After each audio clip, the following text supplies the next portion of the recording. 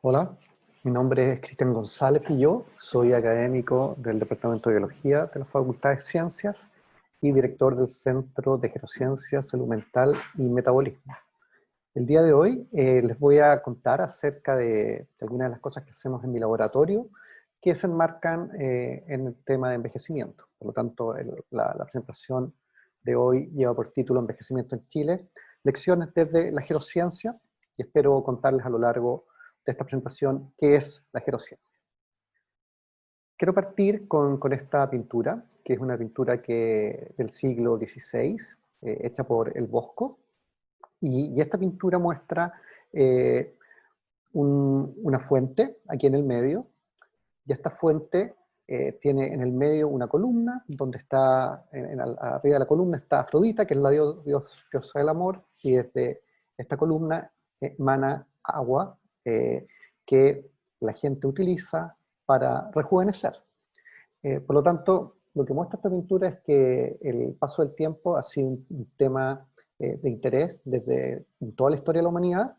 y muestra además otro aspecto que desde el siglo XVI hasta ahora recibimos como mensaje respecto de las consecuencias de envejecer. Lo que se ve aquí a la izquierda es la gente que tiene más edad, la gente más mayor, y que viene en busca de la transformación que ocurre al pasar por esta fuente. Es gente que está impedida a veces de caminar, necesita asistencia, pero no solo eso, sino que si uno mira el paisaje en este lado de la pintura, es un paisaje que tiene muy poca vegetación, no se ven frutos, se ve todo más sombrío, mientras que en el lado derecho respecto a este eje de simetría, se observa que una vez que la gente sale, no solamente sale rejuvenecida, sino que una vez que rejuvenece, puede disfrutar aparentemente de una serie de actividades que a este lado de la pintura no están representadas, como el baile, la música, la cena, los juegos, es decir, la diversión. Por lo tanto, es bien notable esta pintura porque nos está contando que ya desde hace muchos siglos atrás existe este paralelismo entre que la pérdida de capacidades asociadas al envejecimiento implica una pérdida de muchas otras cosas que no tienen que ver solamente con la capacidad física en los seres humanos. Vamos a comentar un poquito acerca de los datos en Chile. En Chile, en el año 1910, la expectativa media de vida eran de 26 años, y el año 2010 estaban en 78 años. Actualmente estamos bordeando los 80, y la verdad es que cuando uno mira el cambio demográfico que ocurrió en un siglo, llega a la conclusión que en Chile la expectativa de vida por cada década han crecido más de 4 años, lo que es un envejecimiento tremendamente acelerado. De hecho, si uno mira el porcentaje de mayores de 65 años en nuestro país, el año 92 correspondía a un 6,6% de la población, y el año 2017 se duplicó. Por lo tanto, el número de adultos mayores en este país está aumentando por el envejecimiento de la población, y también por una baja en la tasa de natalidad, ciertamente. Lo que sabemos al día de hoy es que de aquí al año 2050, hacia el año 2050, uno de cada 4 chilenos va a ser mayor de 65 años. Por lo tanto, la proyección también indica que esta curva de envejecimiento va a seguir creciendo, y por lo tanto eso nos va a ofrecer ciertos desafíos que vamos a intentar eh, hablar sobre ellos en esta charla. Si uno nos coloca en una especie de medallero, tuviese que hacer un ranking respecto de expectativas de vida en toda América, el país que tiene las más altas expectativas de vida es Canadá, y el segundo país es Chile. Estamos por encima incluso de Estados Unidos en términos de expectativa de vida, y a nivel mundial estamos más o menos en el orden del país número 30 en términos de expectativa de vida, lo que también nos coloca en uno de los países, como uno de los países que tiene una expectativa de vida que es bastante razonable. Y aquí emerge una discusión, y es que estas expectativas de vida que tenemos en Chile, ¿de dónde derivan? ¿De dónde emergen? Y una segunda discusión es, asumiendo que estamos viviendo cada vez más años y que el envejecimiento determina pérdida de capacidad, y esa pérdida de capacidad da origen a patologías, ¿qué sentido tiene el extender la vida o en extender la expectativa de vida, o qué consecuencias puede tener para nosotros aumentar las expectativas de vida. En nuestro centro, el Centro de Gerociencia Salud Mental, estamos preocupados en la relación que existe entre el envejecimiento y las enfermedades que afectan al cerebro, particularmente las demencias y enfermedades neurodegenerativas. Y esto es importante, ¿por qué? Porque si uno mira el impacto que tienen las demencias en el país, esta imagen que vemos acá es bastante reveladora. Lo que muestra esta imagen es que aproximadamente cada 3 segundos se diagnostica una persona en el mundo con demencia. Otra cosa que es tremendamente interesante es que el número de personas que padecen demencias se duplica cada 20 años. Y eso también es una tasa tremendamente acelerada. Y si uno ahora lo coloca en términos económicos, cuando se establece la cantidad de dinero o los recursos que están asociados al tratamiento de las demencias, la cantidad de dinero asociada al tratamiento de las demencias es tan grande que si la pusiéramos toda junta, equivaldría a la 18ª economía más grande del mundo. De hecho, la cantidad de recursos que se invierten en el tratamiento de las demencias supera el valor que tienen en el mercado Apple y Google, por ejemplo. Lo que sugiere que efectivamente el envejecer y las enfermedades que afectan al cerebro y que están ligadas al envejecimiento, no solamente tienen un impacto en lo social, tienen un impacto en la salud de las personas, sino que también tienen un impacto económico en los países. Y eso sí nos debería preocupar. Lo que vemos acá es que esta es la distribución de los niveles de salud, de cuán sanas son las personas, o que es una otra forma de verlo, son las expectativas de vida en relación con el Producto Interno Bruto, o el GDP en inglés, PIB en castellano. Y lo que vemos acá es que tenemos estas dos líneas segmentadas, una aquí y otra acá. Esta es la que separa a los países ricos de los países que, digamos, son medios, y esta es la que separa a los países medios de los países pobres. Lo podríamos dividir en cuartiles: los pobres, los medios ricos, y los ricos, por decirlo en fácil. El código de colores hace referencia a los países según continentes: en verde América, en azul África, en amarillo Europa y en rojo Asia. Y lo que se ve acá es que en esta línea segmentada separa a aquellos países que por el nivel del Producto Interno Bruto son considerados ricos, que son todos estos que están acá. Y lo que vemos es que aquellos países que son considerados ricos tienden a tener expectativas de vida que son mucho más altas que aquellos países que son considerados pobres. Es decir, hay una relación entre expectativa de vida y calidad económica de los diferentes países. ¿Por qué es interesante esto? Porque Chile está aquí. Este punto que está indicado acá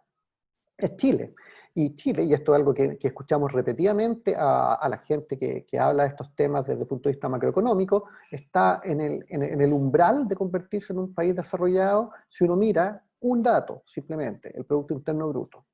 Entonces, este dato cobra relevancia. ¿Por qué? Porque sabemos que la incidencia o la curva de crecimiento de las demencias en los países considerados de altos ingresos y en los países considerados de ingresos medios y bajos no sigue la misma tendencia. Es decir, aquellos países que están menos favorecidos económicamente van a registrar en el futuro un aumento mucho más severo, mucho más grande en personas que van a sufrir enfermedades neurodegenerativas, en contraposición con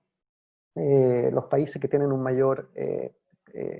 una mejor economía. Por lo tanto, aquí uno se abre la pregunta: ¿qué podría ir mal para Chile si estamos en el umbral de convertirnos en un país desarrollado? Y aquí voy a dejar que hable por mí Nicanor Parra, una persona que vivió hasta los 103 años y que tiene un antipoema que es tremendamente famoso, que me imagino muchos de ustedes le conocen, y que dice así: hay 2 panes, usted se come 2, yo ninguno, consumo promedio 1 pan por persona.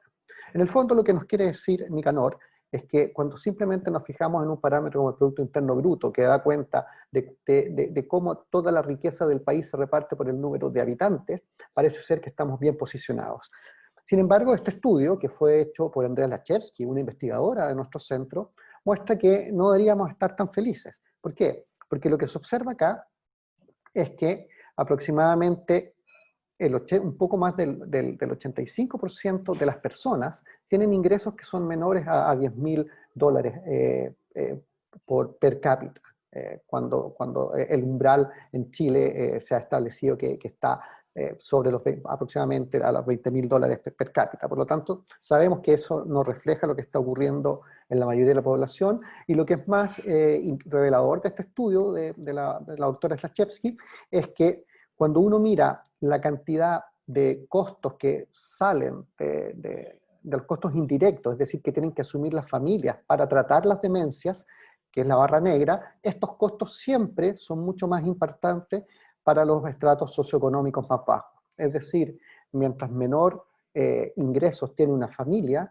mayores son los costos que esa familia sufre cuando tiene una persona o un familiar con la enfermedad de Alzheimer en nuestro país. Y por lo tanto, evidentemente, el hecho de aumentar el número de personas que van a tener más de 65 años, aumentar el número de personas que van a tener demencia, y eso, si lo conectamos con el hecho de que este aparente bienestar económico que revela los índices macroeconómicos, cuando lo desagregamos a la escala de los individuos, no es tal, eso puede ser bastante problemático hacia el futuro. Aquí hay algunos datos, perdonen que esté en inglés. 86% de las personas tienen un per cápita menor que $11.000. Una pensión promedio en Chile es de $250 aproximadamente al mes. El costo de tener un paciente con Alzheimer en casa es de $600 al mes. Por lo tanto, las matemáticas no salen. No sé si usted, si en una familia donde la jubilación es de 250 y el costo del tratamiento es de 600, tenemos un problema. Por lo tanto, esto tenemos que hacernos cargo. El salario mínimo es de $430, lo que también nos muestra que hay una discrepancia y una simetría entre los costos de la enfermedad y el bienestar que tienen los chilenos. Entonces, a partir de esto es que quiero comentarles acerca de la geronciencia, que es este campo nuevo de investigación,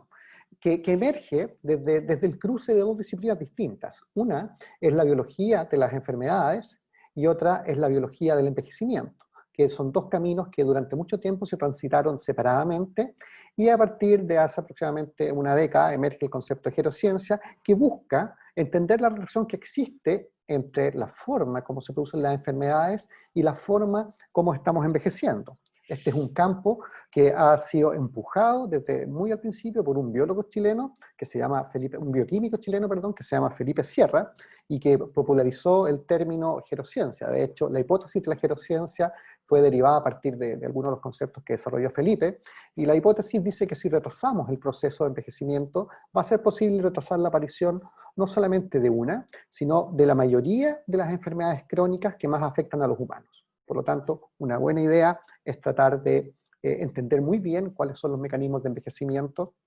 y cómo estos contribuyen a la aparición de las enfermedades. En nuestro centro nos interesa esto, ¿por qué? Porque el proceso de envejecimiento tiene una componente que es genética, que sabemos que está ahí y que cada uno de nosotros ha heredado de nuestros padres, pero también tiene una componente que es no genética. Y cuando uno cuantifica la importancia de la componente genética y la no genética, la genética es aproximadamente un 30%, determina en un 30% cómo vamos a envejecer. Mientras que la componente no genética o la epigenética va a determinar en un 70% la forma como vamos a envejecer. Y por lo tanto, esto nos sugiere, y esta es una buena noticia, es la buena noticia del día, que el envejecimiento es maleable. Es decir, que hay formas en que nosotros podemos hacernos cargo respecto de cómo estamos envejeciendo, y quiero comentar un poquito acerca de algunas de ellas. Y estas formas involucran aspectos asociados a hábitos, involucran aspectos asociados a intervenciones, vamos a llamar biológicas, y involucran aspectos asociados a intervenciones farmacológicas que quiero revelar a partir de ahora. La primera intervención que posiblemente muchos hayan escuchado y que posiblemente es la más eficiente, ha mostrado una mayor efectividad, es lo que se denomina la aproximación de la restricción calórica. Y la restricción calórica en realidad no es nada nuevo tampoco. Vemos que al igual que como partimos esta charla con la pintura del Bosco del siglo XVI, aquí tenemos datos de este señor que se llama Luigi Cornaro, que vivió en el siglo XV. Y Luigi Cornaro tenía severos problemas a los 35 años, sufría una fiebre crónica, tenía problemas gastrointestinales muy severos, y por lo tanto, a esa edad, a los 35 años, él hizo una decisión que fue muy radical, que fue simplemente modificar su dieta para consumir 400 gramos diarios de alimento acompañado de 400 mililitros de vino, es decir, 2 copas de vino al día. Y haciendo esto, Luigi Cornaro no solamente consiguió mejorar su estado general de salud a la edad de los 35 años, sino que además consiguió vivir hasta los 102 años. Y de hecho, él escribió este tratado que se llama El discurso de la vida sobria, en donde por primera vez se revela los beneficios que tendría controlar la ingesta de calorías, la ingesta de alimentos, y cómo la ingesta de alimentos puede ayudarnos o no a determinar la trayectoria de vida y la forma como vamos a envejecer. De hecho, ¿qué es lo que sabemos? Sabemos que si ustedes toman ahora un ratón, y a un ratón se le somete a restricción calórica, que es lo que se observa acá, en la medida que esta restricción es más severa, aquí tenemos un 25% de restricción, un 55% de restricción y un 65% de restricción. Lo que se observa acá es que estas curvas de sobrevida, es decir, si tomamos un número, el 100% de los animales de experimentación y observamos cuánto tiempo tardan en morir naturalmente este grupo de animales, vemos que esta es la curva que siguen los animales cuando se pueden alimentar ad libitum, es decir, pueden consumir todas las calorías que ellos quieran. Este es el punto donde ocurren el 25% de restricción calórica, 55 y 65. El dato más interesante acá posiblemente sea esto, es qué cantidad logró sobrevivir la mitad de todos los animales bajo cada protocolo. Y lo que se ve acá es que en el caso de los animales que se alimentan con todas las calorías que quieren, es cerca de 30 meses, un poquito más de 2 años, es lo que viven los ratones, cuando se alimentan como ellos quieren. Cuando hay una restricción del 25% ya son 35 meses, y cuando tenemos 55% son virtualmente 4 años. Es decir, pueden extender notablemente la expectativa de vida simplemente bajando el consumo de calorías. En primates no humanos, como los monos, este es un experimento muy clásico también, en donde vemos en el panel de arriba 2 especímenes que tienen exactamente la misma edad, y mientras uno parece bastante lozano, cuando uno mira el pelaje y las expresiones que puede tener, en el caso de este otro parece que está bastante peor físicamente. De hecho, esta es una imagen ya de todo el cuerpo, y lo que se observa acá es que este permanece mucho más lozano, los músculos están en mejores condiciones, el sistema esquelético está en mejores condiciones, el pelaje está en mejores condiciones, pero no solo eso, si uno mira los diferentes sistemas, cardiovascular, gastrointestinal, resistencia a insulina, todos los parámetros bioquímicos que están asociados a los problemas de envejecimiento, el mono que tuvo una restricción calórica está en mejores condiciones que su compañero que pudo alimentarse ad libitum, es decir, como él quisiera. Y aquí también se ve exactamente lo mismo, se ve cómo varía la mortalidad asociada a la enfermedad en una dieta control, y lo que vemos acá es que aproximadamente el 50% de los especímenes vive un poco más de 25 años. Acá, cuando se hace la intervención de restricción calórica, la intervención llega hasta más de 30 años, y sobre 30 años todavía más del 60% o más del 50% de los animales seguía vivos. Lo que hace que, por supuesto, estos son estudios que son de muy largo plazo, no es tan sencillo obtener los datos, pero que muestra simplemente que hay un desplazamiento de la curva desde la dieta control a la restricción calórica, y que hace que los animales puedan ser más longevos. Por lo tanto, la conclusión es que comer menos alargaría la vida. Y si no la alarga, al menos aumenta los años de vida saludable, que es un concepto que es muy relevante. Tenemos que saber separar el concepto de expectativa de vida con el concepto de expectativa de vida saludable, y esencialmente lo que uno debiese aspirar es no a vivir más años, sino a todos los años que uno va a vivir, poder estar en buenas condiciones de salud y con ausencia de todas estas enfermedades crónicas que hemos descrito. Una segunda intervención que es bien interesante es lo que se denomina parabiosis. En la parabiosis se conectan el sistema circulatorio de 2 animales de modo que puedan compartir la sangre, y al compartir la sangre puedan compartir evidentemente todas aquellas moléculas y determinantes que están en la sangre. Y lo que se observa al hacer este tipo de experimentos es que cuando uno hace un experimento que se denomina heterocrónico, es decir, un animal envejecido y un animal joven, el animal envejecido se rejuvenece y el animal joven se envejece cuando uno analiza distintos parámetros. Lo que sugiere que en el plasma debiesen haber factores que determinan la forma como estamos envejeciendo. De hecho, si uno hace el experimento de a un ratoncito joven, hacerle una transfusión de plasma de otro ratón joven, está súper bien, pero si a un ratón joven se le hace la transfusión del plasma de un ratón envejecido, el efecto del plasma del ratón envejecido sobre el ratón joven también es un efecto que hace que este ratón adquiera características biológicas de un ratón más envejecido. Por lo tanto, suscribiendo que esto podría estar de acuerdo con la presencia de factores en la sangre. De hecho, si uno hace experimentos en donde toma muestras de sangre de cordón umbilical de humanos y esto lo utiliza para inyectarlo en animales envejecidos, estos animales envejecidos mejoran todo su desempeño, particularmente en este caso de este trabajo, el desempeño asociado a las funciones cognitivas, y que son un proxy del estado de salud general de la función cerebral. Y esto es lo que se ve acá, simplemente quiero mostrarles esta gráfica que está pintada aquí en el panel B. Esto es un experimento que nos dice, que nos está mostrando un paradigma de aprendizaje, de memoria y aprendizaje en un animal, y este es el trazo que obtiene un animal envejecido, y este es el trazo que obtiene un animal envejecido que ha recibido esta transfusión de plasma desde cordón umbilical de humano. El desempeño en esta prueba, que es una prueba de memoria y aprendizaje, mejora, se ve aquí, se ve en la cuantificación acá. En el trabajo, evidentemente, se muestran muchos otros parámetros biológicos que demuestran que la inyección de este plasma humano de cordón umbilical produjo una mejora. Por lo tanto, el siguiente paso que uno podría pensar es qué es lo que ocurre en humanos si es que la parabiosis puede funcionar. Y este es un estudio que se ha hecho recientemente, el año pasado, en donde simplemente se evaluó la seguridad, tolerabilidad y posibilidad de utilizar transfusiones de plasma de gente joven en pacientes que tengan Alzheimer, ya Alzheimer absolutamente determinado y evaluado por neurólogos. Y lo que muestra, las conclusiones de este estudio, fueron que desafortunadamente no hay indicios de que estos estudios, de que la transfusión de plasma de gente joven pueda atenuar el efecto del Alzheimer en gente envejecida. Sin embargo, estos estudios sí muestran de que la estrategia de transfusiones de plasma de personas jóvenes a personas mayores es segura, puede ser tolerada y no genera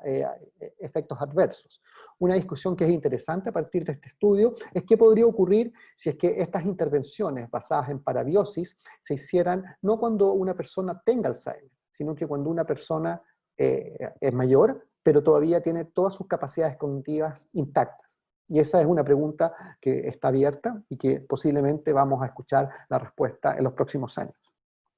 Por lo tanto, la sangre podría ser un buen indicador de la edad cronológica y en ella podríamos encontrar el elixir de la juventud.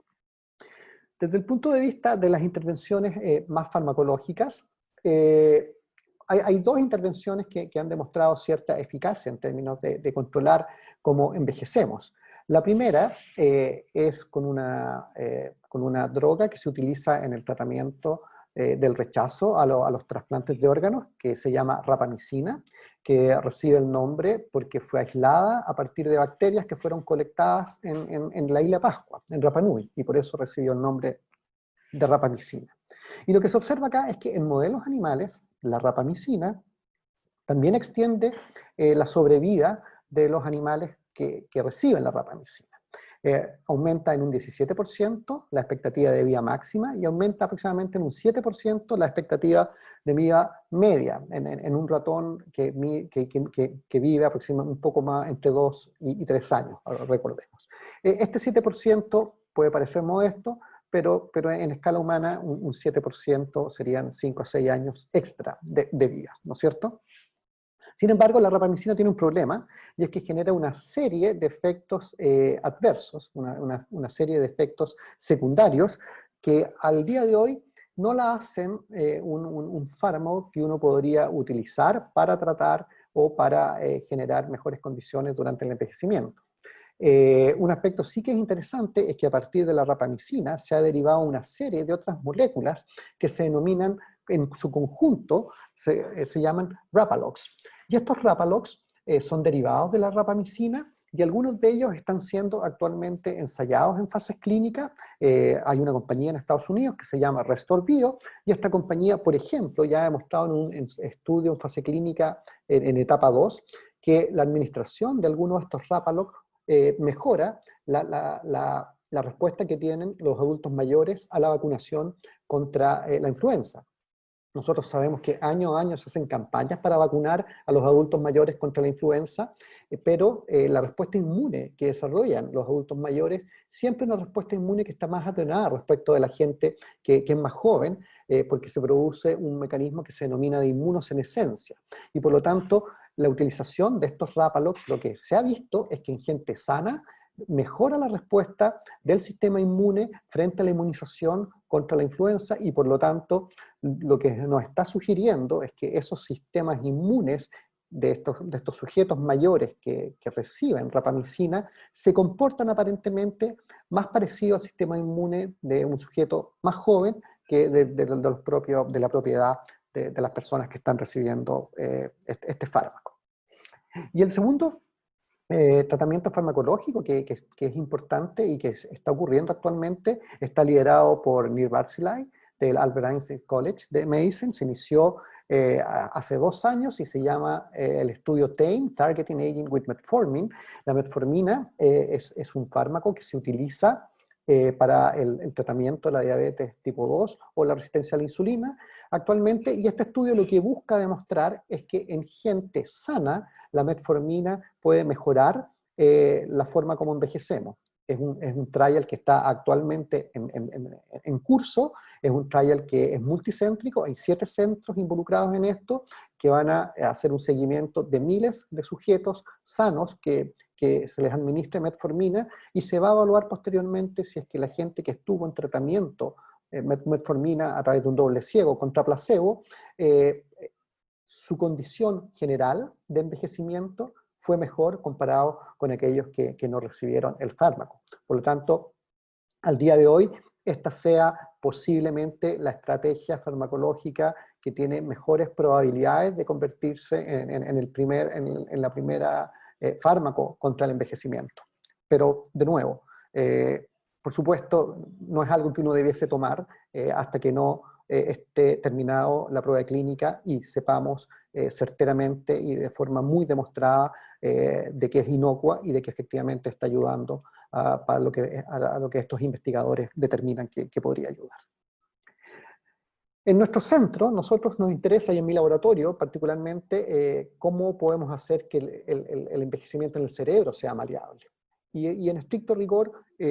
voy a compartir los últimos minutos contando uno de los aspectos que nosotros estamos trabajando y que creo que pueden ser relevantes para entender también la ciencia que se hace en nuestra facultad y en nuestro centro.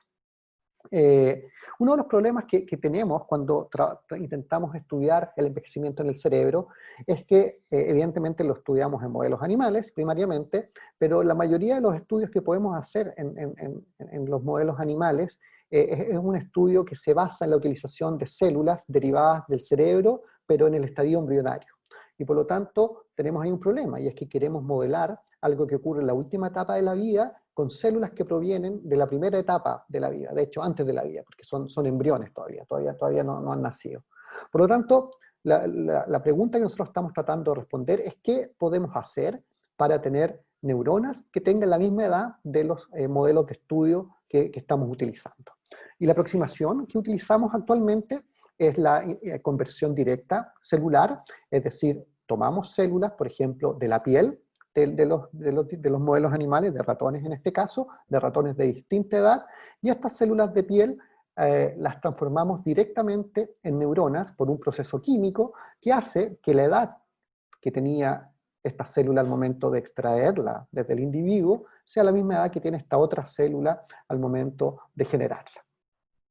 Haciendo eso, nosotros, por ejemplo, podemos tomar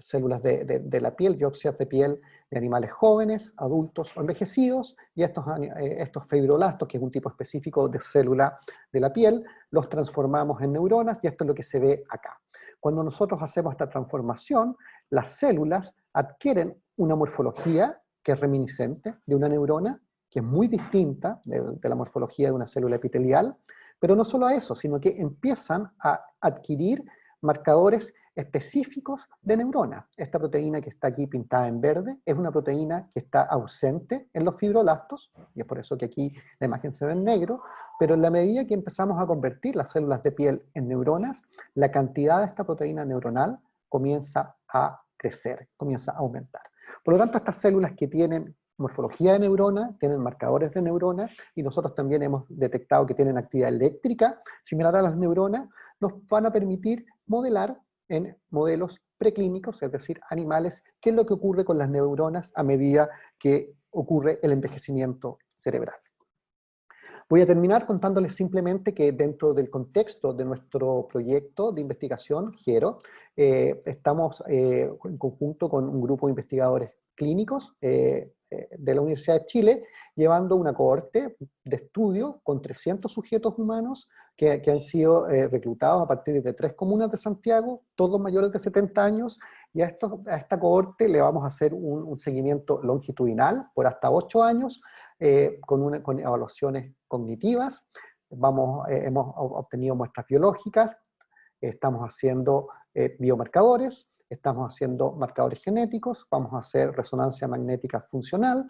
para ver cómo está funcionando operativo el cerebro en distintos estadios del progreso del estudio para cada uno de estos sujetos, y estamos haciendo estudios del microbioma, es decir, del contenido de bacterias del tracto gastrointestinal que cada una de estas personas tiene.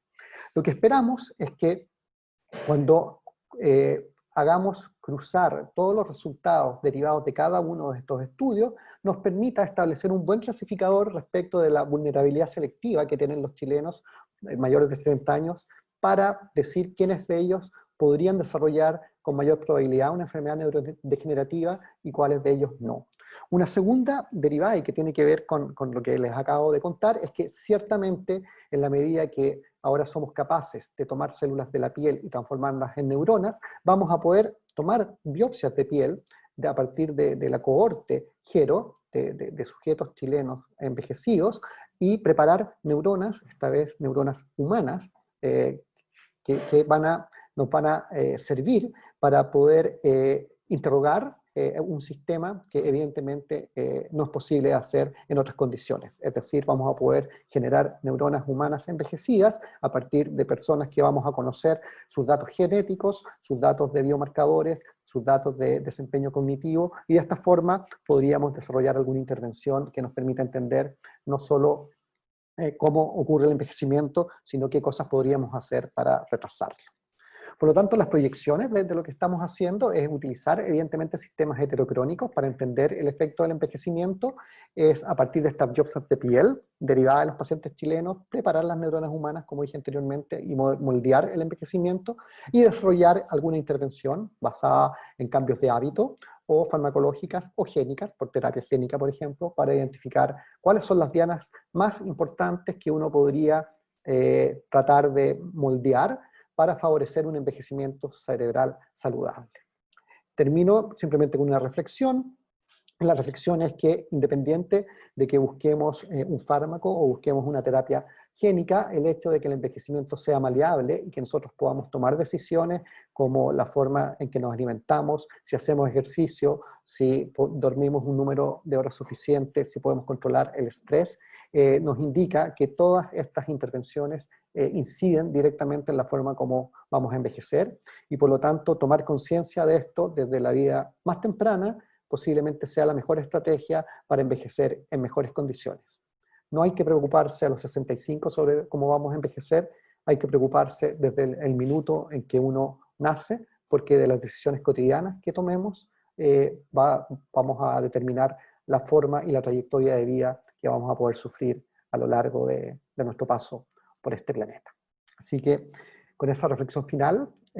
los dejo y espero que puedan aquilatar la importancia de la gerociencia y del estudio en envejecimiento para nuestro país. Muchas gracias.